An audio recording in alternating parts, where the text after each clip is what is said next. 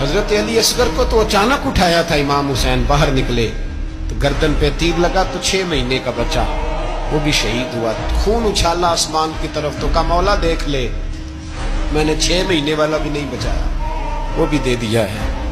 پھر حضرت عباس کو بیٹیوں نے کہا کہ اب نہ، کچھ کہتے ہیں پہلے شہید ہوئے، کچھ نے لکھا بعد میں، اب ہم سے پانی کے بغیر نہیں رہا جاتا، تو جناب عباس پانی کا مشکیزہ لے کے نکلے باہر، ایک ہاتھ کٹا، دوسرے پہ مشکیزہ وہ بھی کٹا، پھر پانی تو بھر لیا تھا لا نہ سکے، پھر گردن کٹی تو شہید ہوئے۔ بچوں کی بھی شہادت ہوئی، پر جب ان کا لاشا اٹھایا تو امام حسین کہنے لگے مولا اب نہ حسین کی کمر کمزور ہو گئی، اب کمزور ہو، اور بھائی ایک میت ہو جائے تو 4-5 دن تو پوری آنکھیں نہیں کھلتی، کیسا جری خاندان ہے۔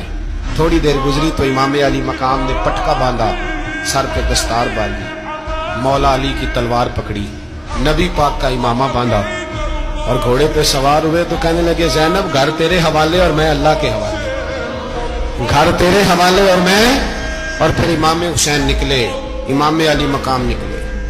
راوی کہتے ہیں کہ یہ جلوہ پہلے بھی بڑے سونے تھے، پر آج جو رنگ دیکھا وہ کبھی نہیں دیکھا۔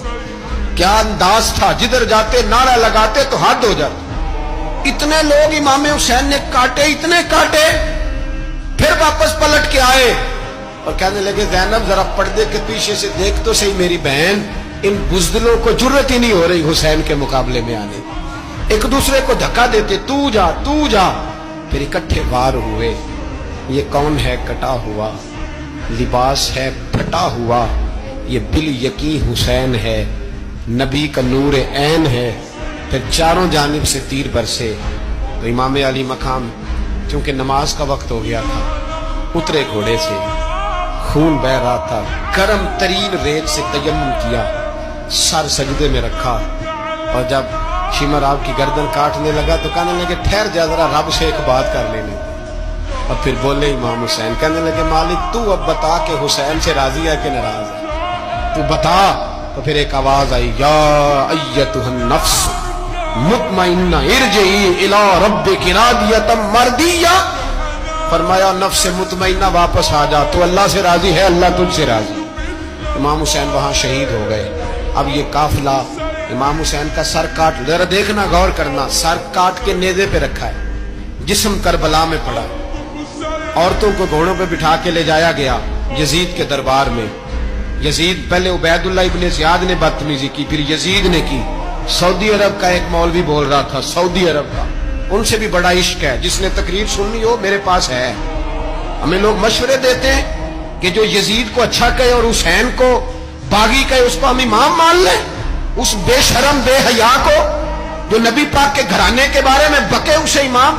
سعودی عرب میں مسجد نبی میں درس دینے والا جس نے تقریر سننی ہو میرے پاس ہے، وہ کہتا ہے یزید تو بڑا اچھا آدمی تھا، اس نے تو بڑی خدمت کی، تو میں نے اسے کہا رشتہ داری کر لا یزید کے ساتھ، قریب ہو جا۔